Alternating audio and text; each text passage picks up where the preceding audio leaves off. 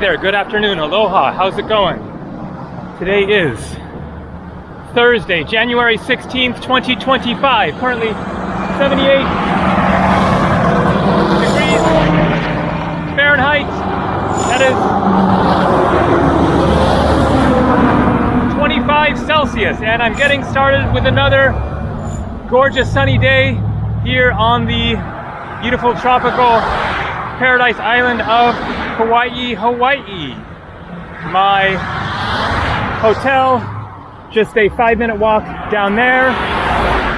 Didn't rent a car for this week of exploring the island, and so I'm getting around by hitchhiking, bus, etc. Although I haven't taken the bus once yet since I've been here, and now I'm going to meet a friend, a very, very old friend, my oldest friend.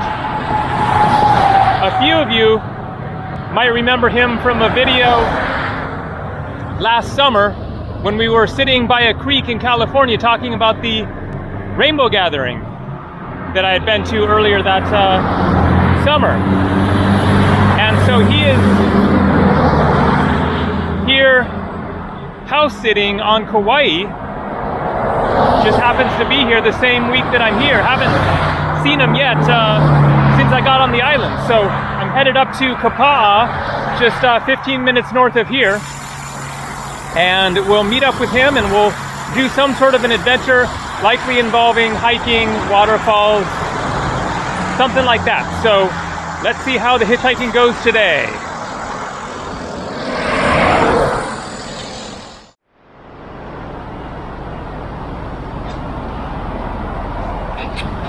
Jai Ganesha, body piercing.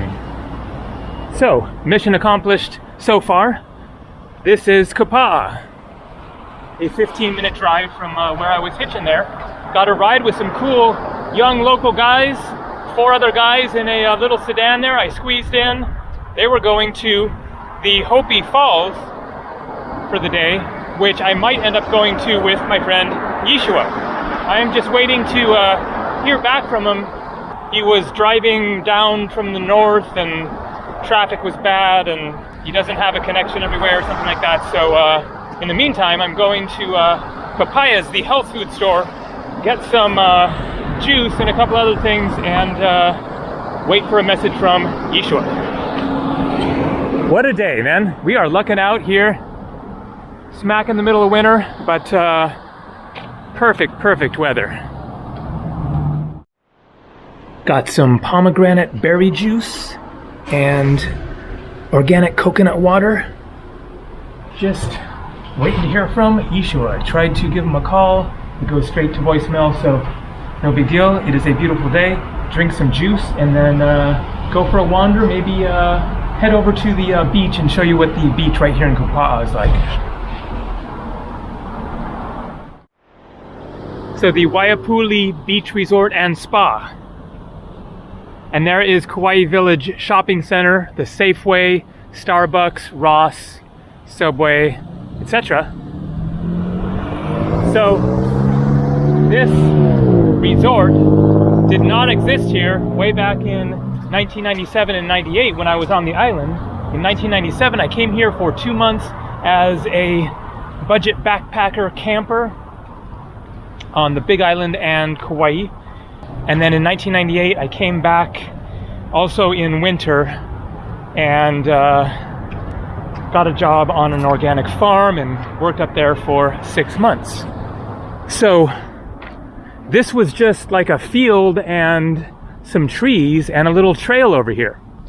So when we would come into town and go to the health food store, the Papayas there, or Safeway, do whatever, do town stuff, and wanted to take a little break and swim, then we would walk down this path through the trees, get away from the, town, to this nice little beach. Nothing super special, but somewhere you could get wet and relax and get away from the sounds of traffic, etc. I wonder how much the rooms are here. Might even be more expensive than where I'm staying, the Kauai beach villas. So here is the Waipuli Beach Resort prices. Apartment with mountain view. $616. That is for 2 nights, without the genius discount that I get. But let's just call it 600 bucks for 2 nights. So $300 a night. That sounds pretty reasonable, really, for Hawaii, except that does not include the 15% tax, 18% property service charge, and $336 cleaning fee. So when you do the math on that, it comes out to like 500 bucks a night. And it is a windy day. So the problem with this beach is there is this reef right there that you have to get over.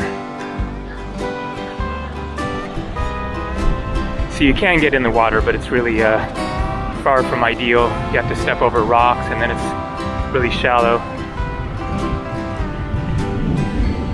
But a nice spot to just hang out and relax. Okay. Yeshua! Where is Yeshua? Nowhere to be found. What's going on? Did you fall asleep?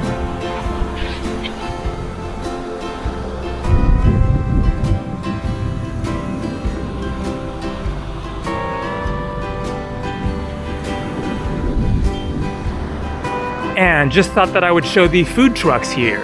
We got Kauai Thai food. Papaya salad, $12.50. Summer rolls, $12.50. $13.50 for chicken. Yellow curry, $14.50. $16.50 for shrimp. Pad Thai, $14.50. $16.50 for shrimp. So those are definitely some of your cheaper options for food. And it looks like we got some Mexico flag here.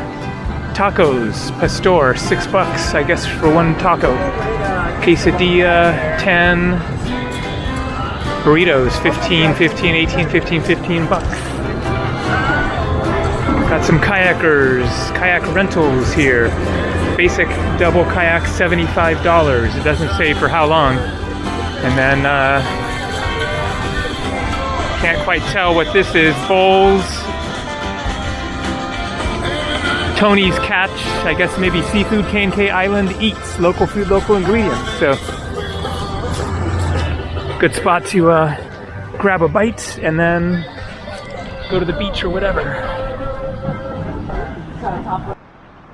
So not sure what this is. Looks like a memorial of some sort, and I assume that that is Japanese on the side there.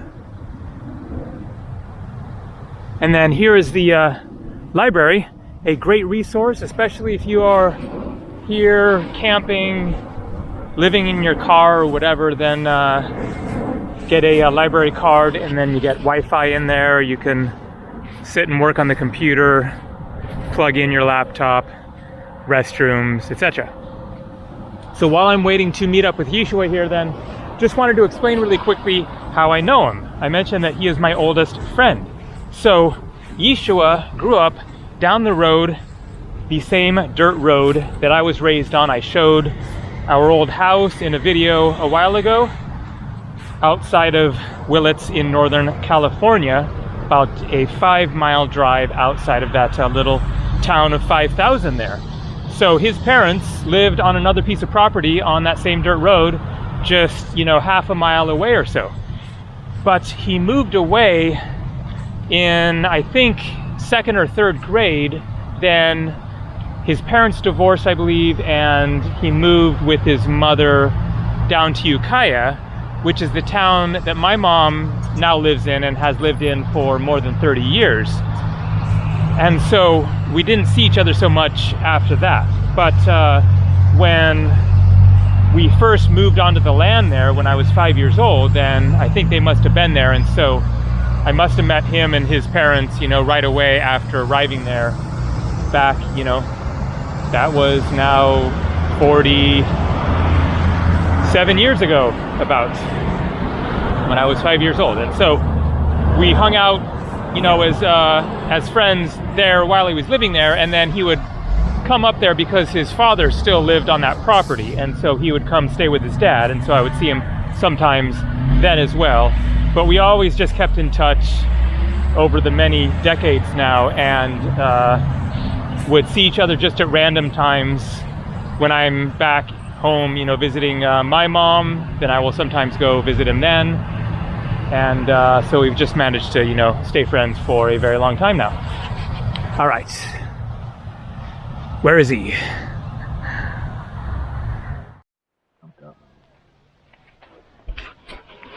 That is not my backpack. That is Yeshua's backpack. Here is Yeshua. Hello there. But we have the same backpack. Look at that. Only from Mendocino County. Good old Walmart. All right, so we are here on the Hoopii Falls Trail. So where did it go? I think it might be Yeah, they said it was down here. It's a little sort of hole in the wall. All right, here is the hike down to beautiful Hoopii Falls. This is a great one. Jungle hike and 2 waterfalls. There's still archaeological questions on whether or not the Hawaiians accidentally found this island, or if, you know, if they were blown off course and they just came here, or if this was actually, you know, a planned navigation. You understand? They knew about the islands somehow, and well, okay, so there was still question on whether or not they had the technology to sail and that it was done regularly. Yeah. And so what they did is, whether it was basically intentional or they were just sort of lost. And right. Yeah. Turns out that there's language connections in South America and Central America with the Hawaiians. In the Americas. Oh, wow. And that they sailed all the way there, and that they came like from Polynesia to South America. Well, that they know because the potato and certain foods that are like found there and found here are genetically identical, and they have the same name for them. Okay. I mean, like Hawaiian name for them. So the ones that they brought there, the Hawaiians said it, but then over time the translation's a little off, but it's still the same kind of word. Yeah. You know, it's not a Latin word. It wasn't like it derives from anything among their own linguistic research. So this is like linguistic anthropology, where you can follow like the language lines and see when they interconnected and intermixed, and you can see who brought what to who based upon like how it's pronounced. Yeah, yeah. So if 2 people far away have the same, almost the same word for something, it's probably not a coincidence. So the whole this story was the guy in Tahiti was like a traditional Tahitian sailor who went by the stars. And he trained the Hawaiian guys because they lost all that knowledge here. You're talking modern day now. I mean, I'm talking about just in the 80s. Okay. Like the Hawaiians wanted to recreate a journey and go all the way to Tahiti, and like, go all the way to all the different islands there, but navigate by the stars, like Thor Heyerdahl. I was just going to say, yes, Thor Heyerdahl? Is that who you were talking about? I could hear your brain. Yeah. So Thor Heyerdahl, yes, was an example of that, but this is done by the indigenous people, and not just a raft that goes by the currents, but a sailing vessel that was based off of what they had before contact. Yeah. And they know that because they've dug out huaos and places, and they have like diagrams of those crafts in like the king's like burial places. Oh, okay. So like little mini ones, you know, like King Kamehameha or something? Yeah, like, you know how in Egypt they'd have like, you know, little chariots, or like, you know, they have they write on the wall everything offerings that they need to go with the body. To go exactly. Yeah. So this is. Yep. Okay. This is the creek that's going to turn into the waterfall. Just up ahead.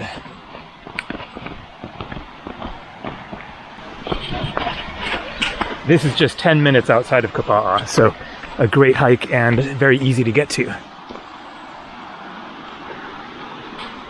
So they had I believe it was either Fijian or Tahitian elder whose family wasn't interested in learning about this. You can take the left down here. Okay. Yeah. So anyways, this guy taught them how to navigate by the stars. Again, based off of family lineage knowledge, passed from generation to generation among his family. And these kids weren't interested, and so he taught these guys. I see. And they did this whole.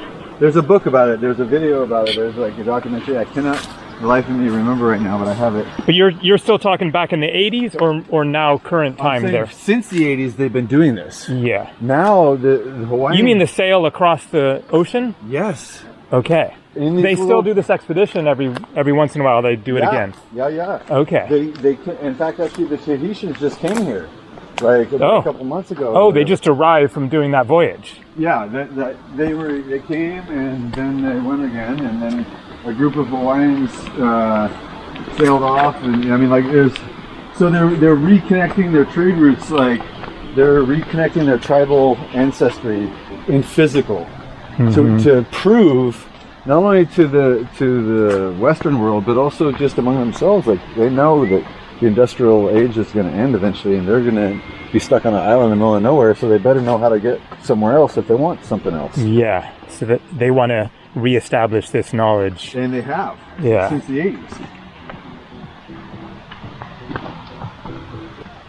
All right, almost to the waterfall. Oh, this is the easy one.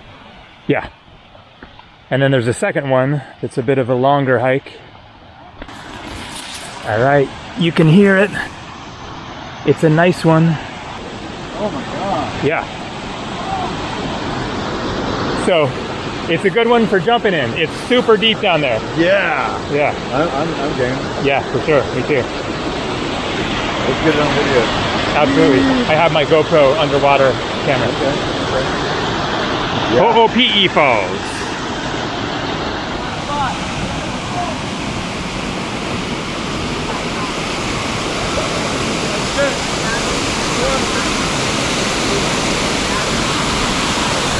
About time to jump. Whoa. Nice cliff there.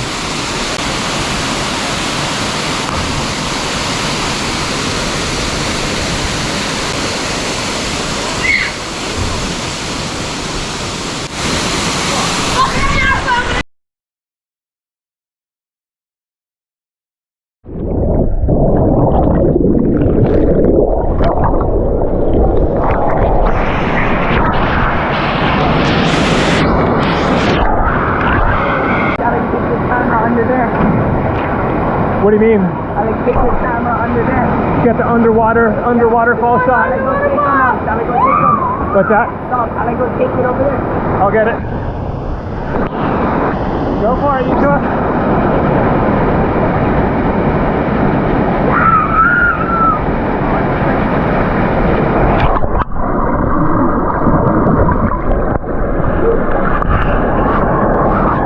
So I did actually touch. I touched the bottom. Oh, you did? Yeah. I didn't. Just barely, but now I know how deep it is for real. Over here. Yeah, might be.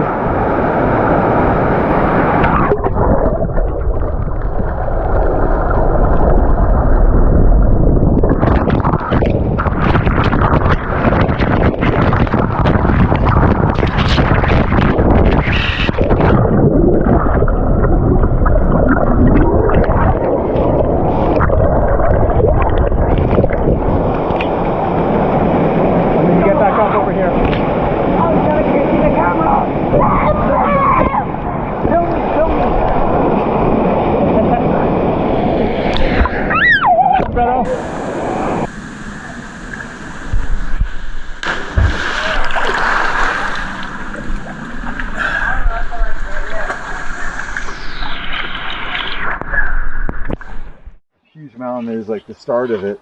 That was like when you were up there, you could see that was the gulf into nature. You know, you just feel that energy there. The Aina, the energy of that place is just like the ocean washing over you. But it's plant life and spirit life of this little beautiful first island. This is the grandmother island. Yeah. This is the oldest of the Hawaiian islands. That's why the big island is the biggest, I guess. Yes. And there's actually another island that is, I don't know, gonna in about 10,000 years be another Hawaii. Being created? Oh yeah, right now. Other side of Big Island? Just or near here? Near Big Island, near Hawaii. Yeah. Just in the mid-oceanic rift, as the continental the oceanic crust is drifting over time, the crust moves and then a new island is formed. Yeah, because there's like a lava hole. Yeah. And the flow. continental crust or whatever is going across it, and so then it pops up these islands, and that makes the chain. That's why they go in sort of a line. And that is like some of the evidence of that whole idea of Turtle Island, of understanding the native concept that the earth itself is like different shells, parts of the shells of a turtle. They move around as they grow, and they'll also push together and form ridges. And basically those ridges are the mountain ranges, and then it's melted down over time through wear, and then you get nubs and you get down, but then it pushes again.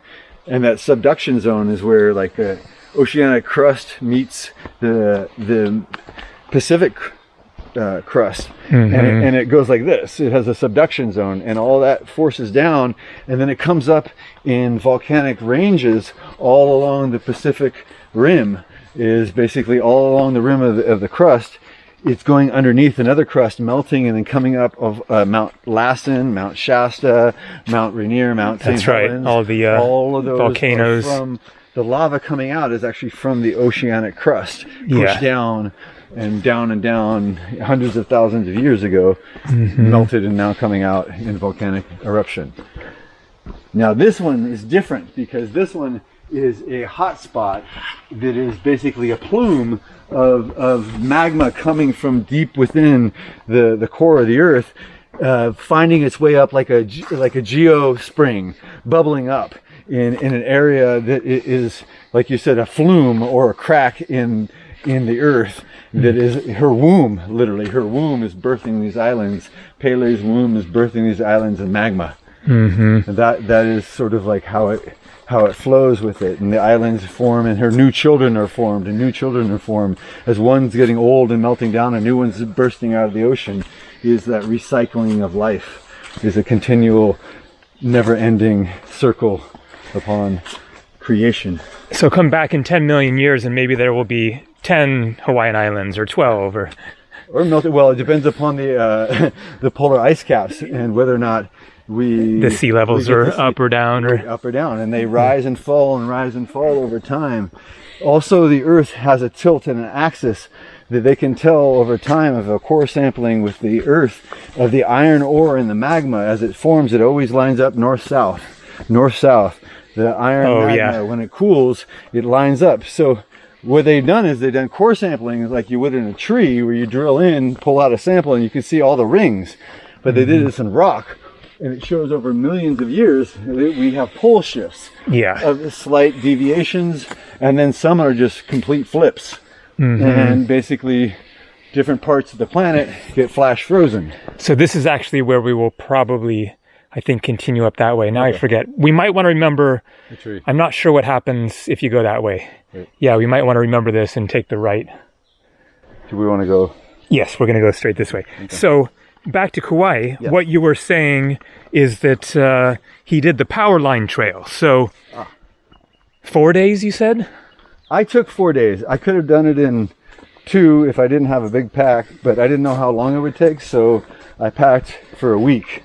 And but just in gear, because I wasn't really sure like what kind of conditions I was going to get into. Yeah, I didn't. You can count on some rain, I would imagine. Yeah. So I like basically hiking from here to Princeville on the north shore of the island, but straight across through jungle, except that there's like a road where it's just the electrical wires. No, well, there's several trails that are like shorter ones that connect up with each other, and then you walk maybe a quarter mile up the road and then connect on to the power line trail. So basically it's from Kapaa all the way through to the power line trail entrance park, and then up that I think it was 14 miles or 17 miles, but eight or 9 of those were just straight uphill. So that's why it takes. So it isn't far distance-wise, but you just don't make a lot of. It's thousands and thousands of feet. Yeah. And then you get to the top, and you can see 3 sides of the island at the very, very top. It's pretty epic. But I bet. Otherwise, you see some of the most beautiful sunrises with the whole Kauaian island laid down on the east side in front of you. You can see all the waterways, and you can really get a feel for the nature of this place and how it was divided up in these valleys among different tribal groupings of the Hawaiians, and how they all worked together to share that food, centralized at the huaus, and then the heiaus would then distribute that food to all the members within that valley equally. So it was everyone was always fed. There was no one going without. So in the course of this hike, did you see anyone else? I saw 2 women on my second day who were just like power walking up this trail. Oh, okay. And they must have left at pre-dawn and hiked all the way up there. They didn't have backpacks. They were doing a day hike of some sort. They were doing a day hike with a dog. Okay. And they were just going to a lookout point. It was maybe about 3/4 of the way to the top. I see. And then. So you were just like laying out on the ground. You had a tarp, you said. I brought a tarp, and wow. And at certain points it was so wet and so rainy, I hiked all night long one night because there was no way to sleep. Okay. It was deafening rain. And, wow. And intense experience. Giant toads about the size of like anywhere from a softball to a small soccer ball, volleyball size. Yeah. Volleyball sized toads. Yeah. Up there. We could see some of those around here possibly. You see them different places around the island. Out at Kauai, you definitely see them. I've seen them around here that look like baseballs. Okay, but you're talking even bigger. I'm talking like toads that I don't, because nothing can eat them. Unnaturally. Once they get a certain massive size, no birds can eat them. Yeah. And there's like 20 to 30 of them on the trail eyeballing you, and if at night you shine your light, there's all these eyes staring at you on the trail. Yeah. It's a little uncanny. Yeah. You're like, Attack of the Killer Toads. Yeah. No, but yeah, actually they are poisonous apparently. You're not supposed to mess with them. In what regard? Oh, if yeah, you don't touch lick them? Don't lick them. Don't lick them. Okay. I normally don't lick toads anyway, so. Yeah, but there's some hippies out there that do some weird stuff with toads. Yeah. It's not those kind of toads. Yeah. So just be clear. So you can hear the creek over there. That's the same creek, obviously, from the waterfall, and then it continues down here, and you get to another waterfall up ahead. This is kind of straight out of Avatar or something, just incredible. Just these kind of things remind me of the Yucatan also. You know, the vines and the forests like that. And it's also parts of Thailand and Cambodia. We could be in those tropical regions of the mountains in the north, you know, up by Sapai and Pai, and it's just really cool how this plant has wrapped itself around the trees. You know, it looks like one thing, but it's these vines wrapping around. Jurassic. It has the feeling of being Jurassic. Yeah, exactly. They're so massive. You can see the brontosaurus walking through here. Exactly. Absolutely. How you doing? Hey there. How are you? All right. Hello. Howdy. Howdy. Or Tarzan, you know? Yep. Like swinging through the jungle. Oh, absolutely.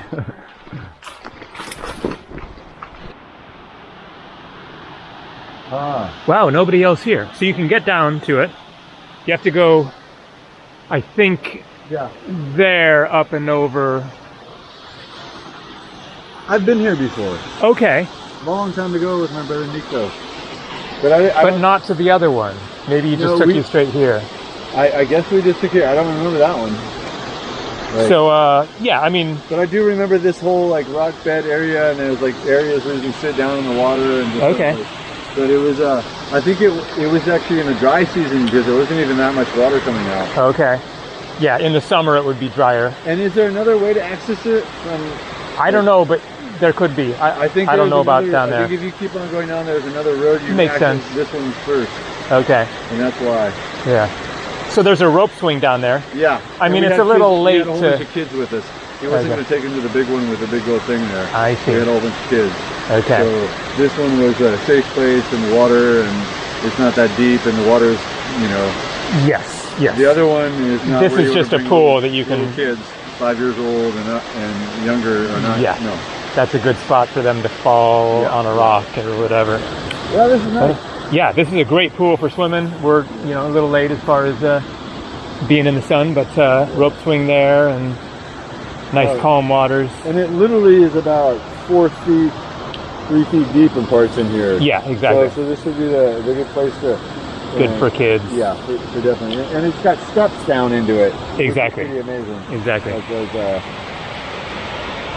Yeah, you can easily get into it. Right. And then gorgeous backdrop. Yeah, well, actually, that one over there is a water massage. You can go. Yeah. Actually, I want to hike over that. Okay.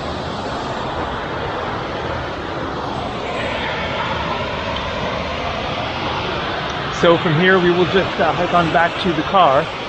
Got a late start because of all the delays there. Yeshua had a whole bunch of other stuff going on. So no big deal. We got to do the hike.